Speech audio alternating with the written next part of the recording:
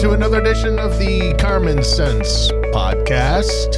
A common sense approach to real estate. I'm your host, Kurt Boomer Schenk from The Right Creative, with our real estate expert and star of the show from RE/MAX Realty Group, Carmen Lonardo. Kurt, how you doing? I'm good, Carm. How are you? I'm doing well. It's been a while since we've done one of these. It feels like months. Yeah. Because it has been. It has been months. A couple months.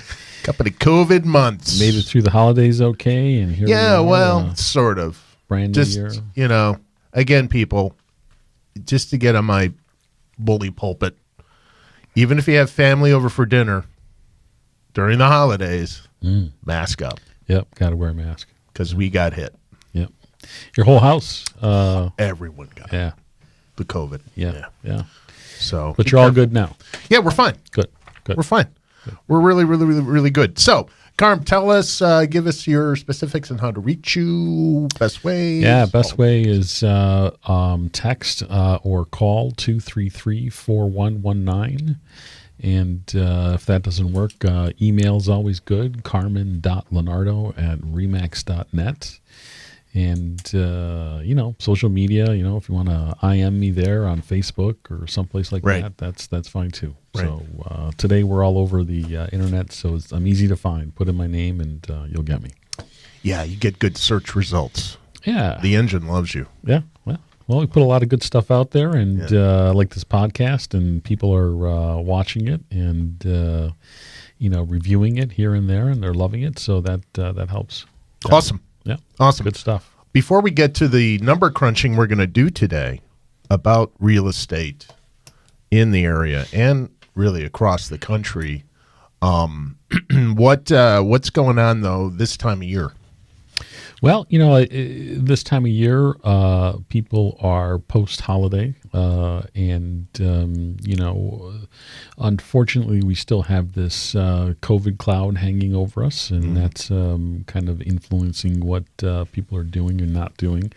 The real estate market seems to be chugging along again, right? I mean, there was a bit of a pause during the holidays, like there always is.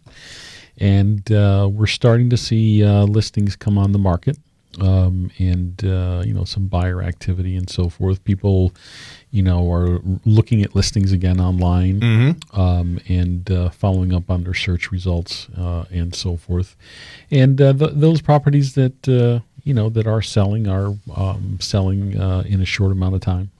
Still, okay. And, with multiple offers. It's not the case with every property, but a lot of them. So is that ballpark property of like 150 to something? Yeah. Hot. Yeah, that's the 150 to 300 range is very hot. Okay. Yeah. Good. Mm-hmm. So you actually brought some learning materials today. I did. Some really cool graphs. We as we've been talking about now, for a couple of years, and on our podcast here, since we started, we've had a very challenging real estate market, and in that, while conditions were good on some respects with low interest rates and so forth, they were challenging in other respects with low inventory, high demand, and not a whole lot to buy. And, we were blessed in 2020 at the beginning of what should have been a very busy spring market, blessed with the coronavirus, the COVID, that, quickly turned into a global pandemic. That we were caught up in. And that had a significant impact on real estate. And, just to show a little bit, for our audience, what that impact looked like, I did bring some charts and some graphs with us today that Fitz can pop up for us and we can talk about. And, so the question is, will what happen? What was the impact, right? Right. So,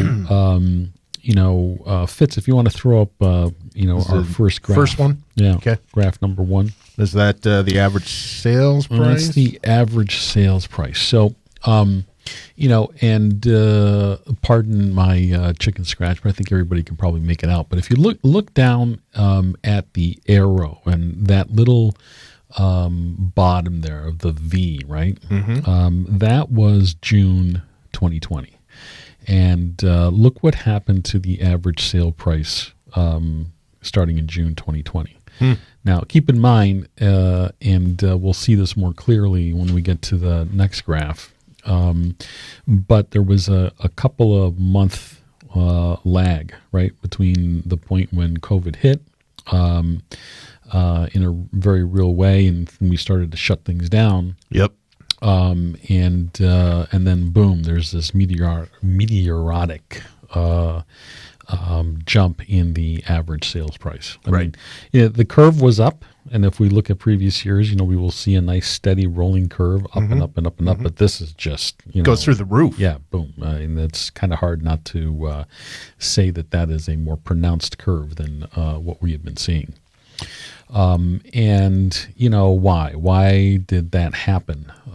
If you look now at graph 2, and before we go any further, let me be clear here, because whenever you look at statistics and numbers and charts and graphs and so forth, they can depict many different things.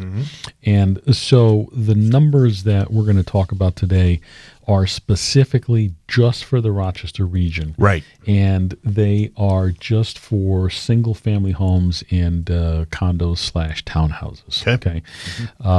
If we were to look at multiple family units, 1 to 4 and even higher, 5 up, these numbers would look different. Sure. Okay.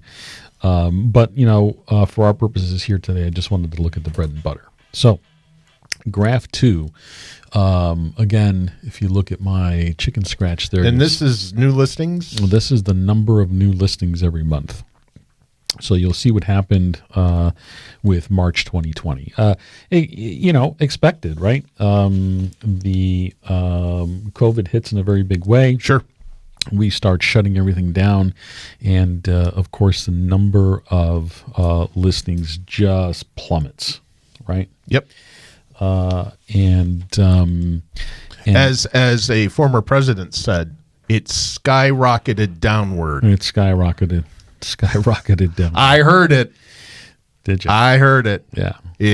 Skyrocketed downward. So we have a very similar thing here. Yeah. So that's huge. That's pronounced, and it stayed down. Right, and you see that even the tail end of the year, the curve is still down. Right, still pointing down.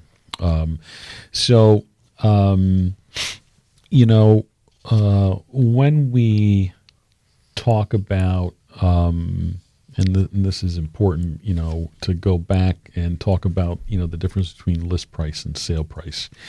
There's a word of caution here for people entering the market that I've been trying to educate sellers with now for the last couple of years, and I think it's a discussion that we continue to have even in 2021. It's easy to say, well, geez, Carm, look at this graph here, and the sales price is going up, and you want to list my house for what I believe is a low price compared to what you're showing me here. Right. Well, the experience shows that if you list at where these houses are selling, you're going to not sell. You're going to hang out on the market. Okay. What is driving this is multiple offers on properties. So I think if we looked at a corresponding graph, to the average sale price and looked at the average list price, it would be less. Right. Okay. There's an increase there, but you got to be careful when you list these properties. And I say this to folks that are going to be entering the market this year. Don't get over exuberant on your list price, because that you're going to create a problem for yourself. So it's not that picture it's not what we've been hearing that, oh my God, I had 20 offers. They were all way over my list price. Is that more of a national thing than local thing? No, it's occurring here, and we'll see it on one of our subsequent graphs here. You have to understand that while that is happening and that there are situations where there are multiple offers and most, if not all of the offers are over asking price, that's not the situation with every listing. Okay. Okay. Again, when we'll talk about it again when we get in one of the subsequent graphs, because I think you'll see it a little bit more clearly. Okay. Okay. If we can jump now to our third graph. So this is days on market? Days on market. And this is kind of split up, and it might be difficult to see a little bit, but, I kind of want to focus on the green and the brown line, although we see something happening with the blue line as well. So, obviously there's a downward trend in days on market. Days on market is, the day you list until the day you go under contract. Okay. And you see that it's taking less and less number of days for that to occur. But then in August and September, you'll see that there was a big slash, right? Yep. In those two, and that's the 100,000 to 450 price range, and there was a little tick down too in the lower priced, less than 100,000. But overall, the percentages there, the minus 7.5%, the minus 15%, the minus almost 11% down at the bottom line there. Yep. That's year over year. Okay. So, it is taking a significant amount of less time to sell a property. And this, kind of all makes sense. It all fits together. Yeah, it does. It's all piecing together. The interesting thing is that once we get up to the higher end of the food chain, the 450 or more in list price, that curve has kind of been flat, if you will, and it's actually popped up a little bit. It's taking a little bit longer to sell those. I think the only reason there is because there are less buyers. The higher the price goes up. Sure. Okay.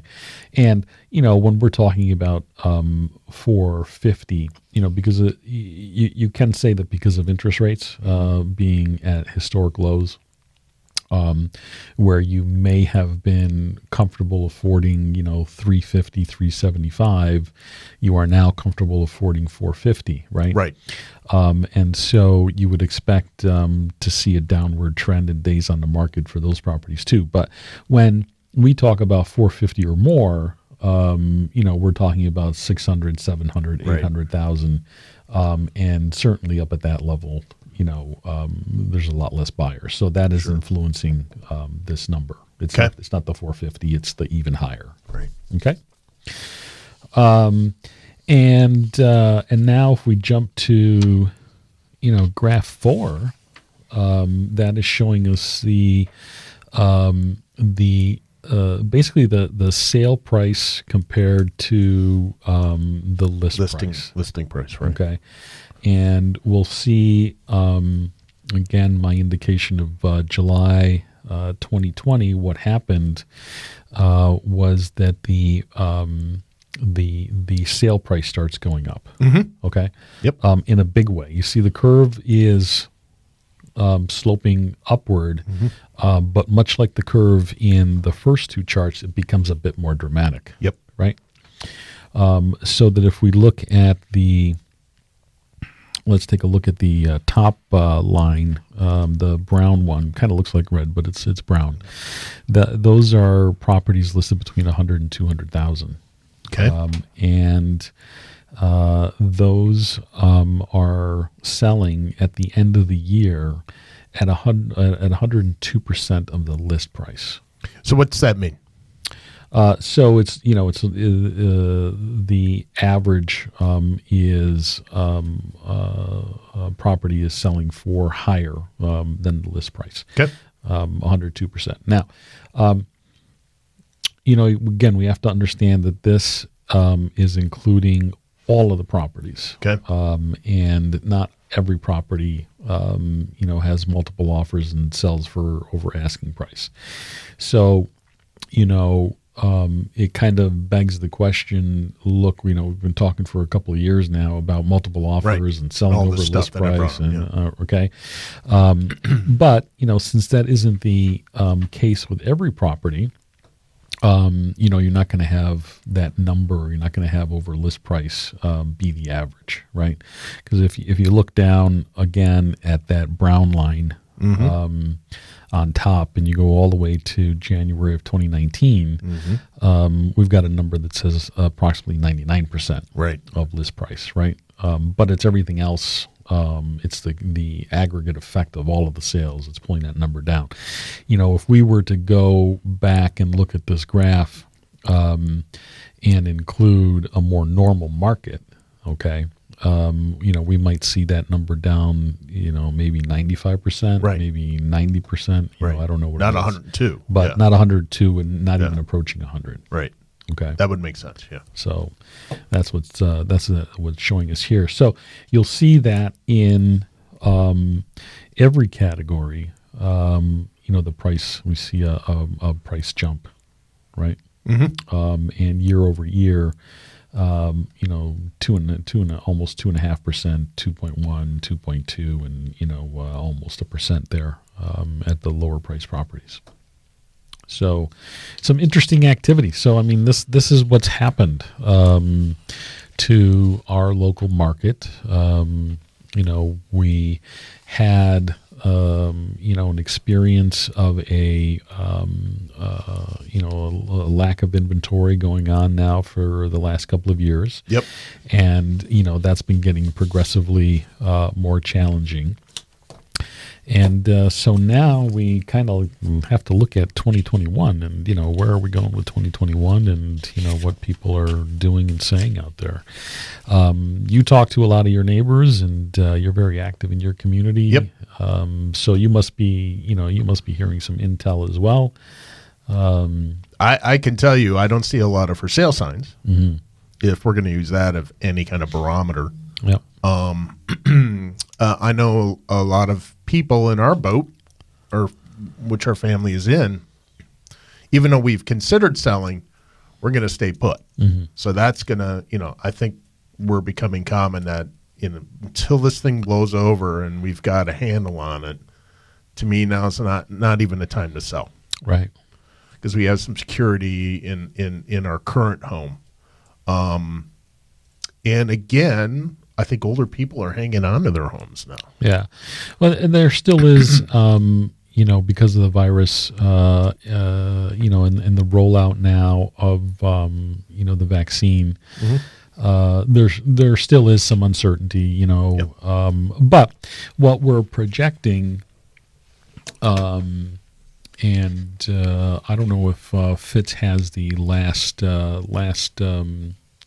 the big green one? Graph, the big green graph. There it is? Yeah, there it is. Thanks. When we looked at the number of new listings on graph 2 or 3 or whatever it was, or 2, I think it was. Yes. We saw even the dip in the last quarter of 2020. So where are we starting off, in January of 2021? And now, admittedly, this data was extracted in the middle of the month, the 18th, I believe, of January. So we've got the rest of January to change this figure. But we, in the middle of January, we're about 7.5% less new listings than January of 2020. When things were normal. Well, when things were, pre-COVID. Okay. Yep. So we're starting off the year in what appears to be a negative way. Right. Right. And, if you look at what, we pay attention to what our economists say, because, they're the pros, not us. And, what they're telling us is that, we should expect an uptick in sales this coming year. For a couple of very interesting reasons. Number one, always, interest rates they're projecting are going to stay low. I read an article by Lawrence Yun, the chief economist at the National Association of Realtors, just recently, and he points out that even in times in our history where there have been other kinds of calamities going on, when there's been a drop in interest rates, there has been an uptake in real estate activity. That would make sense. And so, here we have, obviously, we're still knee deep in this calamity. Yeah. We expect the interest rates to stay low and fuel some more activity. But there are some other interesting things. What also changes, also fuels, if you will, real estate activity are changes in lifestyle and life cycle. Right, where somebody is and where somebody isn't. And, we have now probably fast forwarded, thanks to COVID, the notion of work from home. Yep. And that was probably coming, but like I just mentioned, it's been accelerated. And so I talk to lots of folks that run businesses and companies that have, a number of employees. And, they have found that the experience has been that the employees have been more productive. Sure, I've heard that across the board. Yeah. And we see a corresponding problem with commercial real estate activity, and perhaps we should bring one of our real estate colleagues, commercial real estate colleagues, in one of these shows and talk about what's going on there. But the point is that it's becoming more prevalent to see people working from home. Ultimately, I think that our kids will go back to school. Right? Yeah. Mm-hmm. But the work from home thing is fueling a demand for some housing in at least two respects. First, I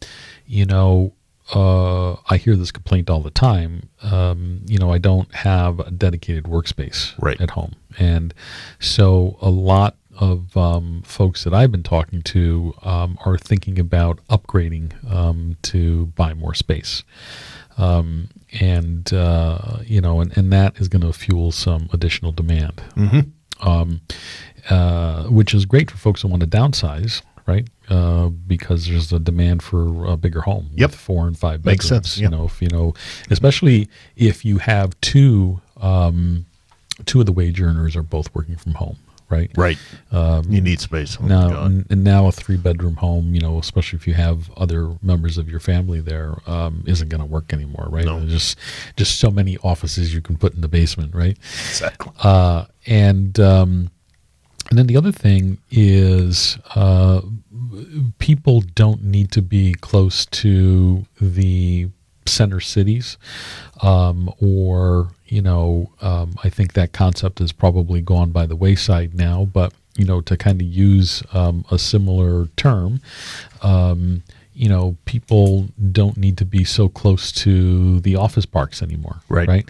And so we are seeing folks moving further out where they're not necessarily worried about a commute time. Where they needed to be, 20, 30, 40 minutes away from the office, to lessen the commute time every day. Now folks are, moving, an hour or 2 hours rural, away. especially. More rural, right? So we're expecting to see some uptick in activity there, which is good. But like you said, this is almost a restructuring of the way we do business. Right. And like we should get a commercial real estate person in because I can't imagine the vacancy rates in downtown now. Right. They're only going to get worse. Yeah. Well, fortunately, since there is such a high demand for housing, I think that what we're going to see, and probably on a limited basis, because the vacancy in commercial space, not all of it will fit this approach, but some of that can be retrofitted to housing. Right. Yeah. Right. And we're seeing a lot of that already. It just has to be the right. The right building, if you will, the right set of circumstances. Yeah. Empty storefronts in a large shopping plaza probably aren't going to be converted into apartments. No. But an office building might. Sure. Well, something like that. Look at downtown Rochester. Yeah, exactly. That old Gannett building is. That's right. Who's going to get the editor's room office? That's now, your I bedroom. was listening to something just yesterday. Yesterday, I think it was on the radio. Somebody talking about being a young reporter for Gannett, and working in the building there. And there was a cafeteria, and there was a company doctor, so you can go see the company doctor if you weren't feeling well. Interesting stuff. Good old days. Good old days. So, as always, despite what, we see and hear, I remain very bullish about the market. And, I know that there are many of my contacts out there that watch this podcast and share it with their family members and neighbors and so forth. We just see the numbers, right? And I would encourage anyone, if you're worried about selling, not sure this is the right market, you're afraid of buying, in a strong seller's market, and there's that uncertainty there. I feel those emotions. I get it. But we have successfully been able to help families transition.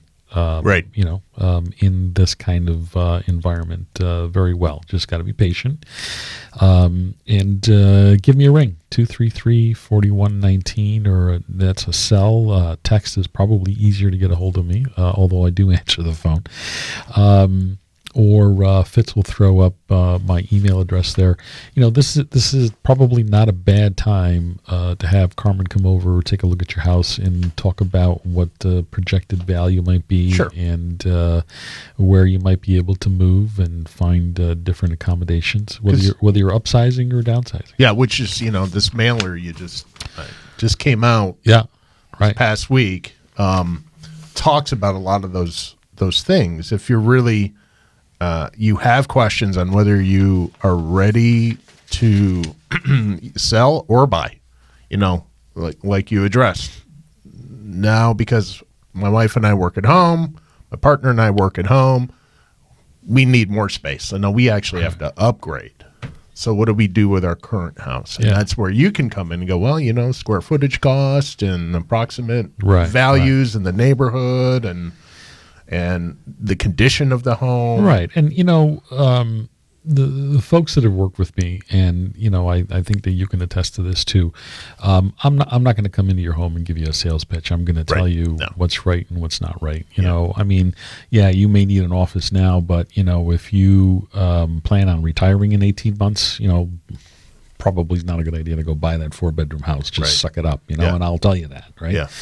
But, if you jump up and down and say, I got to have it, I'm obviously going to You'll be glad to help. I'll be glad to help you.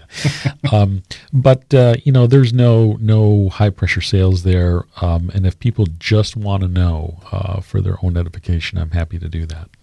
Great. And, the home really starts in the kitchen. Right. That's right. And that brings us to Carmen Cooks. Carmen Cooks.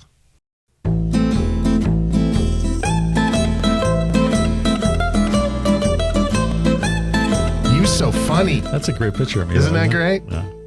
So what's on the menu today, Carmen? Well, it's we're finally into this polar vortex coming down on us. And it's finally getting cold. Temperatures are getting kind of cold. And, in addition to good comfort food and warm comfort food, there's always soup. And, soup is one of the easiest things to do. If you remember, there used to be a popular show, I believe it was on PBS, called The Frugal Gourmet. So, yes. So today, Carmen Cooks is going to be a frugal gourmet.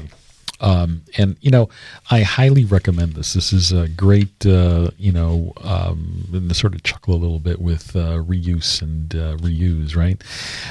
Go out, get yourself one of those rotisserie chickens. Roto chicken. Right? I knew you were going there. Yeah. At, at your favorite grocery store or, wholesale retailer, whatever. And interestingly enough, the price of those rotisserie chickens has stayed about the same, but the size of the birds has gotten They're getting smaller. I've noticed that too. But you get a meal out of the chicken, and then save the the main carcass, right? Don't have Uncle Bob eat the drumstick and then give you the bone, but Guilty. save the main carcass, and you make soup. Right, yep. And very easy to make. You just add your onion, carrots, and celery, and just saute it up. And then I like to saute the carcass a little bit too, because really kind of deepens the flavor a little bit. Some people will roast the carcass a little bit first, and then just add water. Right, basically. Yep. And boil it up, bring it to a boil, let it simmer. And you can get really, really creative. You can throw beans in there. You can throw potatoes in there. You can throw vegetables of any kind, noodles. Yeah. Nothing's better than some pastina, for lunch, right? Or rice or whatever. Yeah, you rice. want, I'll do rice occasionally. Nice hunk of bread with some butter, and boom, you got your second meal. Your second meal. So highly recommend that people do that. Excuse me. Yes, I usually actually did a roaster last night. Oh.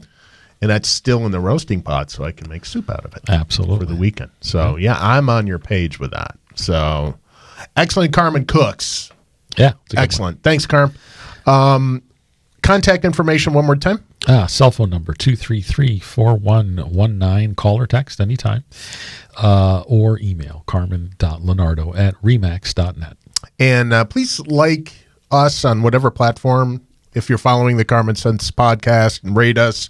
Make sure it's highly rated. That'd be great. 5 stars, baby. 5 stars. And thanks to Fitz again here. He's a true pro. We've been at this for... Yeah, we're coming up on the end of season 2. Right? Yeah. We got a few more shows. It gets better every time. Yeah. Well, I got to tell you, and tech is amazing. Speaking about tech, I don't want to go over too much on our time here, but you can't see this from your vantage point, but from our vantage point, it's more than just this microphone and these funny little earphones. There are cameras everywhere, and it really is a professional studio. Yeah. And we don't have to worry about the COVID stuff. Nope. Because we're distanced. Yeah, we're distanced, and if there's more than a couple of people, Fitz has another room to put other people in, right? Yep. And it all looks like we're in the same room. Yeah, it's pretty cool. Yeah, that's pretty awesome. So really knows what he's doing. Good stuff. So look him up, and you can find me at the rightcreative.net for all of your hosting, writing, voiceover needs, anything like that. Just a basic court gesture. I'll be that too, if you want. I'll put the hat and the silly shoes on. And I'm Kurt Boomer Schenk with Carmen Lonardo on Carmen Sense, the common sense approach to real estate. And thanks for watching us and listening to us again. We'll be back soon. Yeah. So long. See you next time. Take care.